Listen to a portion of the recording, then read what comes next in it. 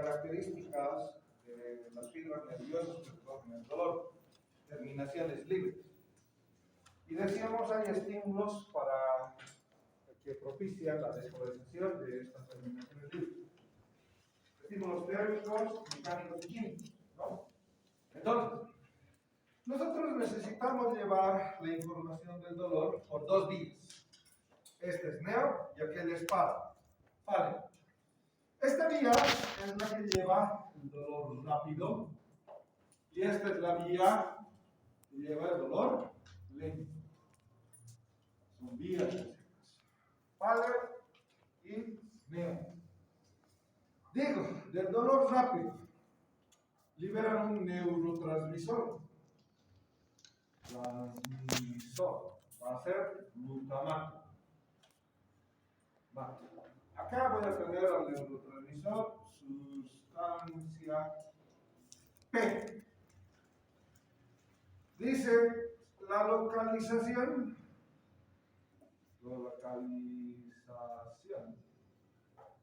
del dolor rápido puede variar entre más o menos 10 centímetros la localización. Entonces es un poco más preciso que este otro que es el dolor lento. Este no se puede localizar con exactitud.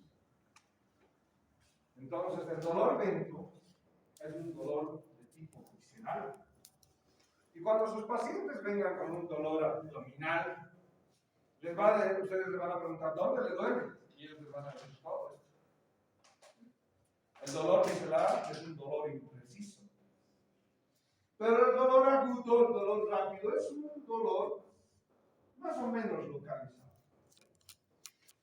Otra segunda característica es a dónde se dirige. ¿Dónde va este tipo de dolor? ¿Dónde va dirigido?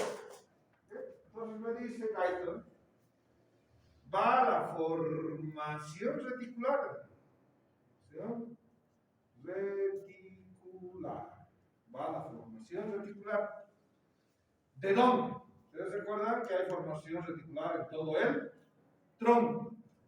Tronco encefálico. En todo el tronco encefálico hay formación reticular. ¿Quién forma tronco encefálico? Recuerda. Mesencéfalo, puente y médula oblonga. Esa es la formación reticular. ¿Vamos? Mesencéfalo, puente y médula oblonga. El dolor lento, el dolor crónico, ¿a dónde se dirige? De la misma manera va a la formación reticular. Reticular del tronco. Pero también va a otros puntos. ¿A dónde? Al tegmento. Tegmento mesencefálico. Al tegmento mesencefálico. Va a la porción paraventricular y periacueductal. Bien, entonces, miren los lugares donde están. Este va a la formación reticular del tronco encefálico y, lo que hemos mencionado, a la porción ventrovasal del tálamo. Ventrovasal del tálamo. Se ubican donde está tálamo, ¿no? El centro repartidor de información. Entonces va a la porción ventrovasal del tálamo. Y esta vía va a la formación reticular también del tronco, pero va al tegmento del mesencéfalo. Recuerdan que en neuroanatomía realizábamos cortes a nivel de los colículos, el colículo posterior y el colículo anterior. Y teníamos más o menos una imagen del mesencéfalo que era parecida. Entonces, estos serán los colículos. Y en estos colículos hay núcleos coliculares, que es la formación gris que representa el tegmento mesencefálico. ¿Sí? Entonces, la información del dolor, a través de palio espinotalamo, lento, crónico, llega a esta porción. Además, recuerden que en el mesencéfalo había un acueducto, el acueducto mesencefálico o de Silvio, ¿no? Llevaba la información ¿de dónde a dónde? Llevaba la información del tercer ventrículo al cuarto ventrículo. Por lo tanto, alrededor de acá, ¿qué había? A esto lo vamos a llamar sustancia periacueducto. Si esto es el acueducto mesencefálico o de Silvio, entonces todo lo que está alrededor se llama sustancia periacueducto. Entonces, es el lugar donde está llegando la información del dolor. Cuando lean Guyton, van a describir que esos son los puntos donde se percibe el dolor. Entonces, ¿qué papel juega la corteza? Guyton plantea la pregunta al lector. Y dice, la corteza, específicamente el área somatosensitiva, representa un 3% de la percepción del dolor en sí. ¿Sí? Entonces, no tengo percepción del dolor en un 100% a nivel de la corteza cerebral. En la corteza, solo percibo un 3% de información de dolor. ¿Dónde percibo el dolor? Percibo en la formación reticular, ¿recuerdan? Para vigilia y sueño, y en el ventrobasal dental. Rápido. ¿Y dónde percibo el dolor crónico? Formación reticular, tegmento mesencefálico y la porción paraventricular y periacueductal. La paraventricular, ¿dónde está? Está en el hipotálamo. Y la periacueductal, acabamos de decir, mesencefalo. Muy bien, entonces estamos ubicados. Entonces, cuando vayan y lean su libro, tenemos una vía que tiene estas características. ¿Qué tipo de fibras para la neoespinotalama? Dice A delta. ¿Qué tipo para la paleo? Para la paleo van a ser fibras tipo C. Para la paleo van a ser fibras tipo C. Ya la anterior clase mencionábamos qué tipo de fibras tenemos, ¿no? ¿Recuerdan? A, delta, alfa, teníamos las fibras tipo C, entonces A delta y fibras tipo C. Esas son las características de mis vías. ¿Está claro hasta ahí? Bueno, así como el sistema percibe información del dolor, ya hemos dicho, químico, ¿qué sustancias? Prostaglandinas, neurotransmisores, potasio. Entonces, yo digo, hay una vía que se llama la vía de la analgésica. Repito, en este capítulo me habla de una vía que se llama vía analgésica. Vía analgésica. ¿Dónde va a estar la vía analgésica? Voy a mencionar la porción paraventricular y periacueductal. Qué interesante nuestra arquitectura. Que el punto donde sentimos dolor crónico es un punto donde nosotros mismos podemos aliviarnos de dolor. Hay un sistema que nos ayuda con el dolor. Vayamos a ver entonces este sistema. En la porción paraventricular, periacueductal, en la porción de los núcleos del RAFE, en la porción de la médula espinal, a estos tres niveles tenemos vía analgésica. ¿Qué significa la vía analgésica? Digo, se producen en esta vía analgésica sustancias que inhiben a las vías del dolor. ¿Sí? Ese es el significado de esta vía analgésica. se producen sustancias que inhiben el dolor. ¿Qué sustancia? Serotonina. Serotonina. Por eso le dicen la hormona de la felicidad, el neurotransmisor de la felicidad. Serotonina. Y otro, encefalina. Serotonina y encefalina. ¿Estamos claros? Ahora miren lo que me dice Gay.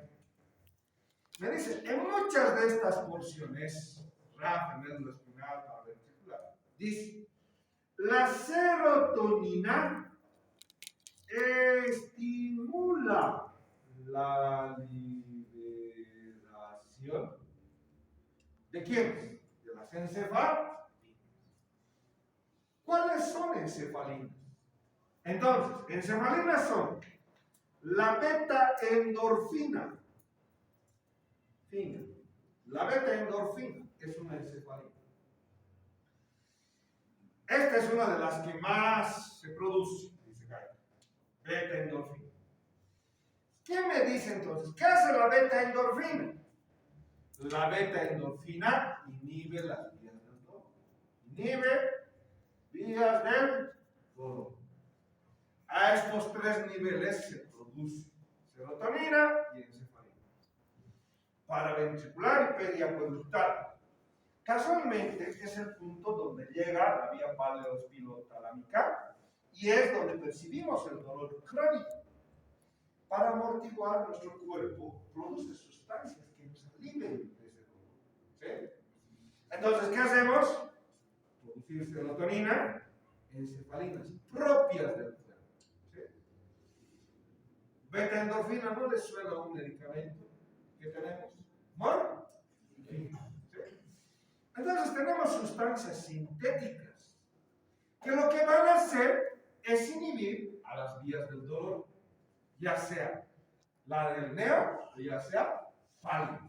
¿Sí? Entonces, ¿dónde vamos a colocar morfina? Podemos hacerlo a la vía endovenosa. O como muchos anestesiólogos hacen, ¿qué hacen? Colocan un catéter dentro de la columna y van inyectando morfina. ¿A quién? Pacientes oncológicos. Van bañando. ¿Por qué? Esta es la lógica de esto. Inhibir las vías del dolor. ¿Estamos para? Tenemos otro concepto en este capítulo. Se llama dolor visceral. ¿Qué es lo que va a estimular el dolor visceral? Entonces, el dolor visceral es estimulado por sustancias químicas, espasmo, dilatación. ¿Dilatación de qué? Las vísceras. ¿Quién lleva la información del dolor visceral? ¿Se han dado cuenta que se empiezan a asociar conceptos ya en fisiología? ¿Qué conceptos? Conceptos de anatomía, conceptos de biología. Y lo mismo, cuando vayan a medicina interna y lleguen a leer Harrison o Faber, esos libros ya asumen que ustedes saben. Y saben qué, pues ciencias básicas. Y solo les dan un resumen de lo que ya deberían saber, ¿no? Entonces, ¿qué hace el dolor visceral? Repito, es estimulado por sustancias químicas, espasmos y dilatación. No se olviden que la vía del dolor visceral, la vía, es el sistema nervioso autónomo. Es el sistema nervioso autónomo, con su división simpática y su división parasimpática. Estarán recogiendo ese tipo de sustancias químicas, espasmos, dilatación, que están estimulando el dolor visceral verdadero. ¿Qué más? Uno de los más importantes del dolor visceral es la isquemia. Ayer justamente mencionábamos la isquemia. La isquemia produce el dolor visceral verdadero. ¿Sí? ¿Por qué? Aumento de ácido láctico. Bien, hay vísceras, dice Guyton, que no tienen terminales nerviosas patológicamente descritas para el dolor. ¿Cuáles son las estructuras? Y lo recalcan. ¿Cuáles son las estructuras que no tienen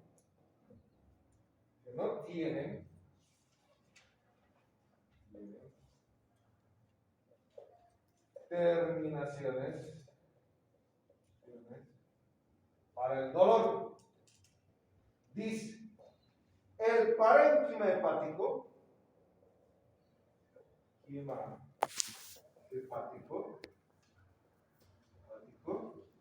y los alvéolos pulmonares.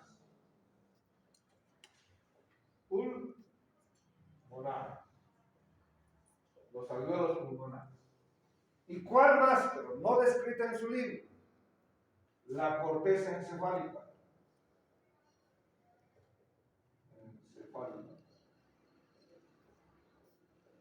Repito, esto no está en su libro. Son 3 segmentos en nuestro cuerpo donde histológicamente no tenemos terminales del dolor. Entonces, ¿qué pasa? Dice Guyton, lo que rodea a estas estructuras sí está inervado. Ejemplo, si en el parénquima hepático no hay terminales del dolor, sí hay en la cápsula hepática. Sí hay en la cápsula hepática. Por eso un paciente que tiene hepatitis, inflamación del hígado, tiene dolores. Las vías biliares duelen o no duelen cuando tiene cálculos biliares del individuo. Ya hay la contracción. ¿Duele?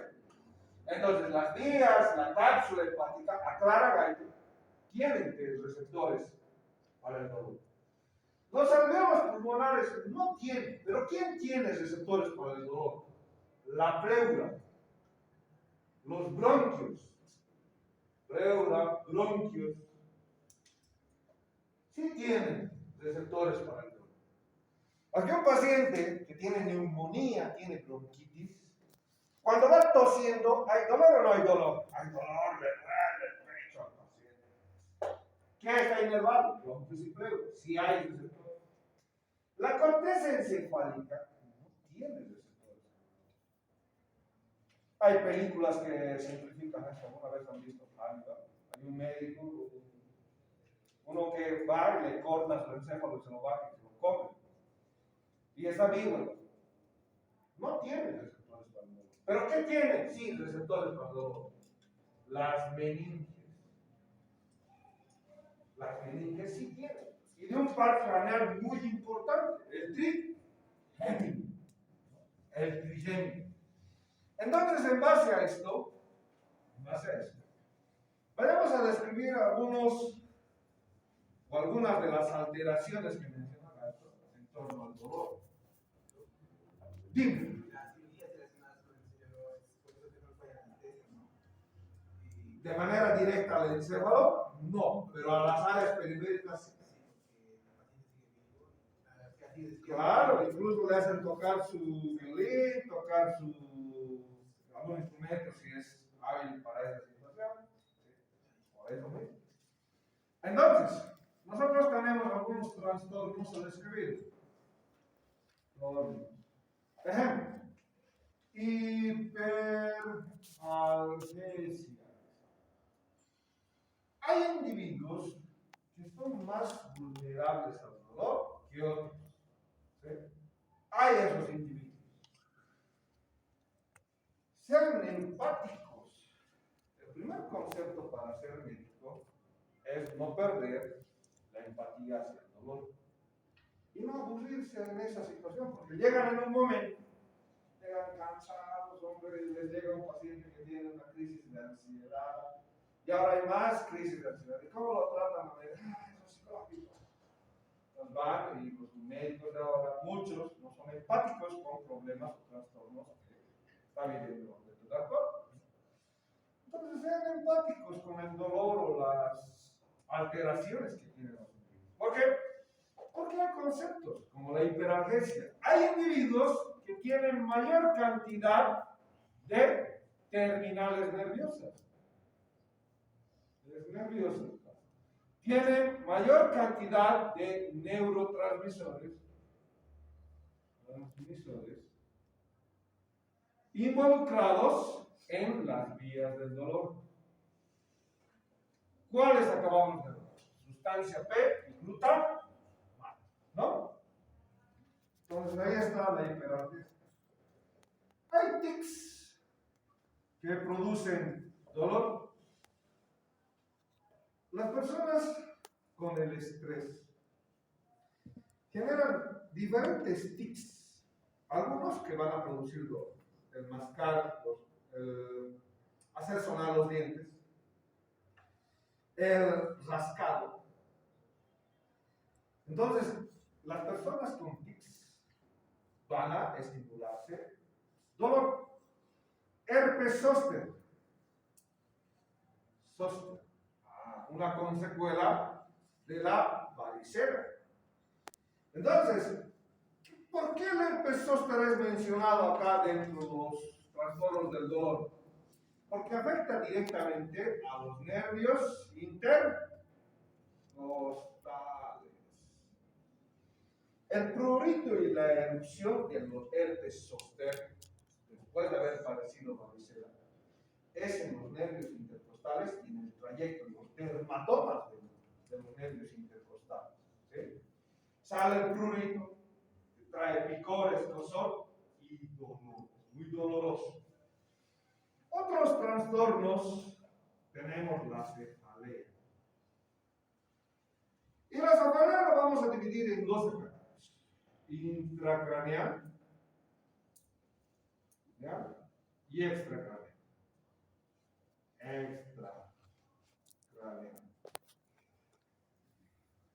La mayoría de nuestros pacientes, cuando ustedes vayan y hagan su historia clínica, ¿qué dice motivo de consulta? Luego dice enfermedad actual. ¿Qué dice el motivo de consulta? El 80% de las personas a nivel mundial acude al médico porque siente dolor.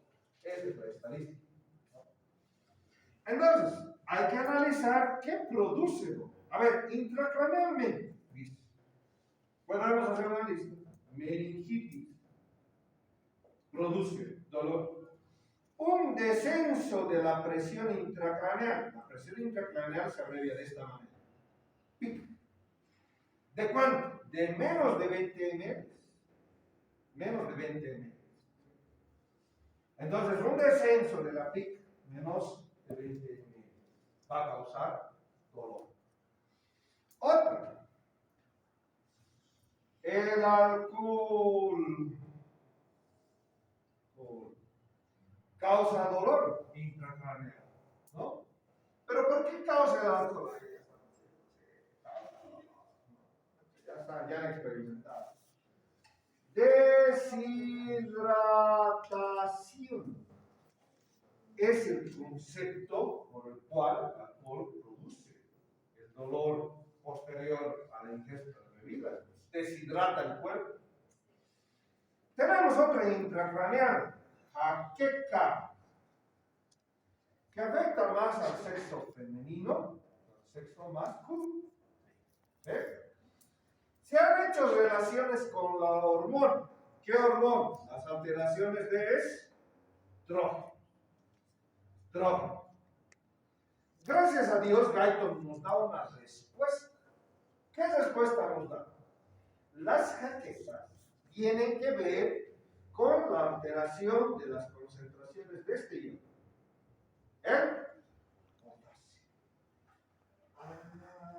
Ahí está una de las grandes respuestas para tratar a los pacientes que sufren de jaqueca. Hay alteraciones de qué iodo? La alteración estrogénica produce lo mismo, la alteración del potasio. ¿Sí? Entonces, ¿qué hay que mantener si sea una de las características de la jaqueca? Las concentraciones de ¿sí? Entonces tendremos atención a las concentraciones de potasio. Y hemos visto el día de ayer, entre las sustancias químicas que estimulan el dolor, ¿cuáles están? Potasio. ¿Sí? Bien. Extracranial. Muscular. Hay una patología, se llama cefalea tensional, van a escucharla en semiología. Cefalea tensional. ¿Qué pasa cuando vienen pues, situaciones de estrés, preocupación, de angustia? Los músculos empiezan a traccionar y tener contracción muscular. Entonces, esa contracción muscular, ¿tiene músculo o no en el cráneo? El occipito frontal. Los músculos como el trapecio terminan en el proceso mastoide, lo mismo que el esternocleidomastoide. Entonces, ahí la característica estacional, cefalea extracraneal. Alteraciones oculares. Cuando una persona hace esfuerzos visuales o tiene trastornos como miopía, astigmatismo, y deja de usar lentes que ayuden a la reflexión de la luz, entonces ya hacen este esfuerzo, ¿no?, para tratar de hacer el enfoque. Entonces eso estimula la producción de cefaleas extracraneales. ¿Sí? Otro, además de lo muscular y ocular, tenemos la lesión de los senos paranasales.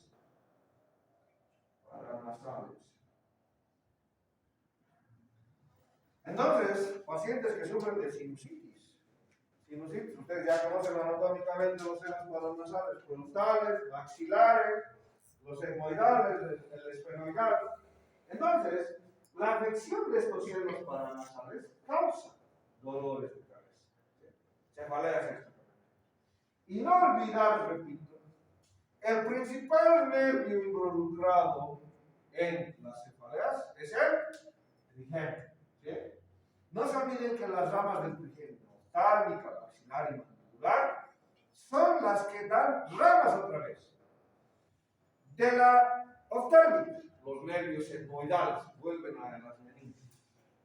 De la maxilar, los nervios meningios vuelven otra vez a y son los que dan la inervación a las meninges. Y esos están inervados. ¿Estamos claros hasta ahí? ¿Sí? Muy bien, eso es este capítulo. Vía somática. Vía somática es eso. Vamos al capítulo 56. Vía motor. ¿Qué era de vías motoras? Médula espinal.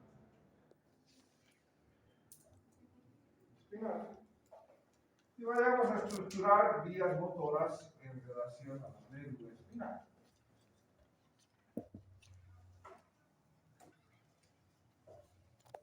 Hay un esquema básico que yo tengo que manejar. Es la vía piramidal cruzada o córtico espinal cruzada. Y la otra es la vía piramidal directa para entender esto. Entonces, para describir, como Guyton lo vuelve a hacer también, vuelve a esquematizar la médula espinal. Vuelve a esquematizar la médula espinal. Y nos ejemplifica de la misma manera. Se ejemplifica de la misma manera. Características de la sustancia gris y de la sustancia azul. Acá vamos a tener una fibra muscular.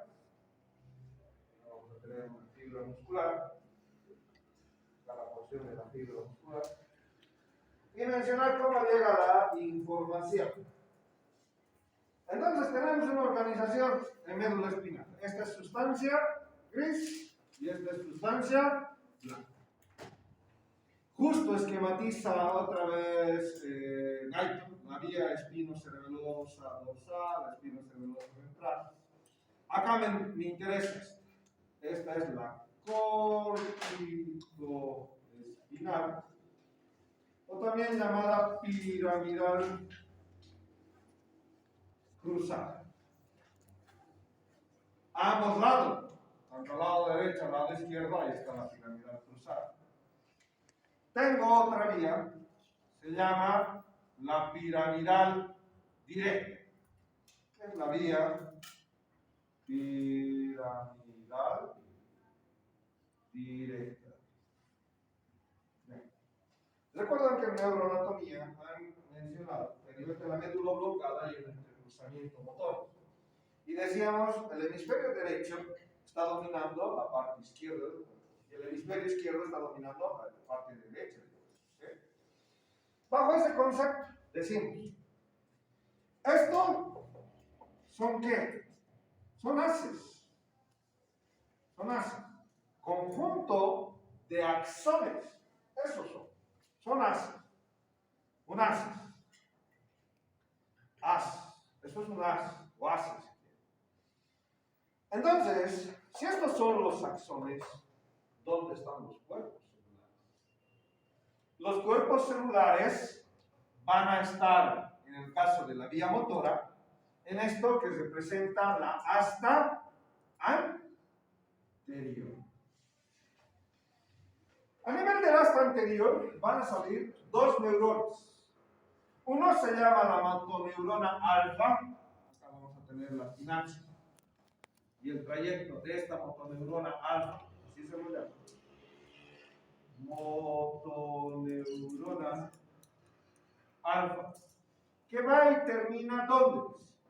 Guyton dice termina en la placa motora. La motoneurona alfa termina en la placa motora. Tenemos otra, se llama motoneurona delta. Esta es la motoneurona delta. ¿Dónde termina la motoneurona delta? Termina en una estructura media dentro del músculo, que se lo conoce como uso muscular. Esto es el uso muscular. Se forma un circuito. ¿Por qué? Porque a través del uso muscular también se lleva información aferente. Se lleva información aferente que termina en esto, que es la asta posterior. Se forma este circuito. Uno del uso muscular y el otro del órgano tendinoso de Golgi. Uno del uso muscular y el otro del órgano tendinoso de Golgi. Uno A y uno B. Está bien en el orden. El órgano tendinoso de Golgi. Hace un momento, capítulos atrás, analizábamos la información sensitiva. Acá tenemos esta información sensitiva. Está llegando y termina en las astas posteriores. Dice, justo en la sustancia gris, se producen interconexiones, por estas que se llaman interneuronas. Tenemos este circuito que se forma. Uno que es aferente, que lleva información al sistema nervioso central, la médula. Y otro circuito que es eferente, que sale de la médula espinal. Sale en este sentido. Este circuito sale en este sentido. Muy bien.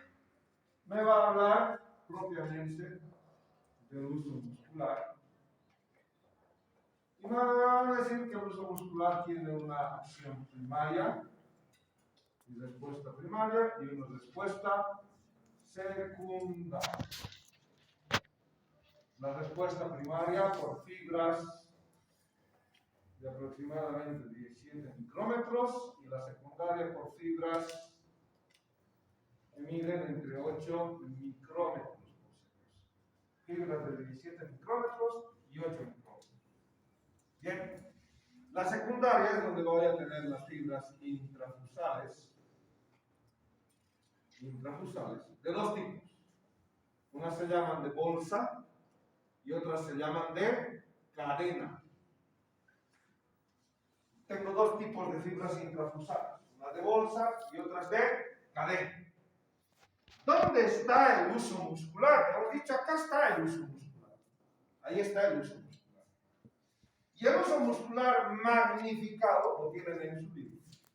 Entonces, presentan fibras paralelas, donde vienen los receptores o las fibras de bolsa y de cadena. Entonces, ahí están fibras que llevan información en sentido aferencial, detectando qué condiciones, ¿para qué sirve? Detectan información dinámica y estática. ¿Dinámica y estática de qué? Del músculo esquelético. Del músculo esquelético. ¿Okay? Entonces, los usos musculares me permiten diferenciar el grado de contracción que tiene ese músculo. Y si ese músculo está teniendo una contracción concéntrica, excéntrica, está en situación dinámica, está en situación estática. Ahorita, ¿cómo estarán sus músculos de la columna? Los paravertebrales, los músculos erectores de la columna. ¿Están estáticos o están dinámicos? Estáticos. Entonces, esa información estática está siendo llevada por los usos musculares. ¿Cómo está su manito? ¿Escribiendo o no escribiendo? ¿Dinámica o estática? Entonces, los receptores, conocidos como usos musculares, llevan esa información hasta el asta posterior. ¿Para qué? Dos propósitos. Uno, puedo mandarle a circuitos superiores e informarle. Estamos escribiendo. Continuamos escribiendo. O puede que la médula tome una acción. Y cuando la médula es la que toma la acción, no llega hasta centro superior. Ejemplo, los reflejos. Cuando ustedes retiran, lo hacen de esta manera. Estoy tocando algo caliente, me está quemando la mano. Retiran, hacen ese procesamiento de información. No, ¿verdad? Entonces, la información sensitiva, muchas veces, no necesita ir a centros superiores. Quien procesa la información es médico. Y genera una respuesta. Y esa respuesta se conoce como reflejo. ¿Pero qué necesita? Necesita información.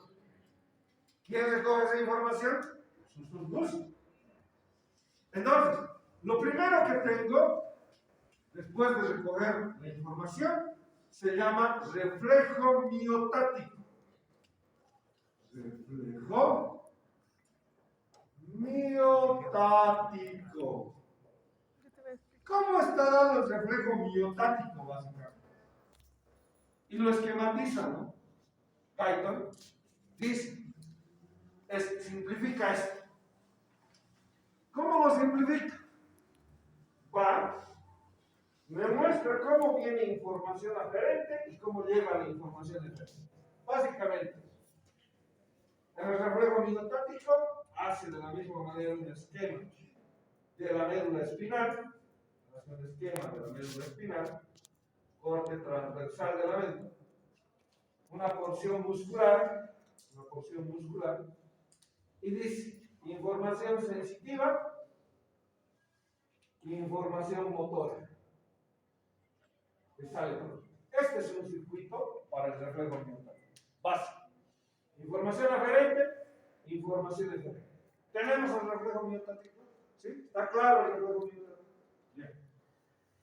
¿Cómo es el reflejo miotático básico? Hay otros tipos de reflejo. Se llama reflejo extensor cruzado. Bien, ¿qué pasa con el reflejo extensor cruzado? Cuando ustedes tocan algo caliente, ¿qué va a hacer el cuerpo? Quedarse solamente ahí. Va a retirar, va a alejar el cuerpo. Uno, primero, reflejo de flexión y retirada. Reflejo flexor y de retirada. Otro reflejo se llama reflejo flexor y de retirada. El reflejo flexor o de retirada funciona con el circuito miotático, básicamente con el mismo del reflejo miotático. El reflejo extensor cruzado, viene la información aferente y hace esto. Viene la información aferente y hace esto. Al lado contralateral. ¿Para qué? Para que el lado contralateral mande la información motora y se permita la extensión cruzada. En un lado, la respuesta es flexora y en otro lado, la respuesta va a ser extensor. ¿Sí? Extensor. Un tipo de estímulo puede generar ambos reflejos. Un mismo tipo de estímulo. Cuando tocan algo caliente, repito, lo primero que se produce es el reflejo flexor. Lo segundo que se produce es el reflejo extensor. ¿Por qué? Porque la información motora en la médula hace esto. Va al lado contralateral. ¿Sí? Y esta información motora, como vamos a ver en la siguiente clase, va a permitir la extensión motora. ¿Sí? Vamos a explicarlo en detalle en la siguiente clase. Junto con corteza motora, que es el capítulo 57. Son capítulos cortos.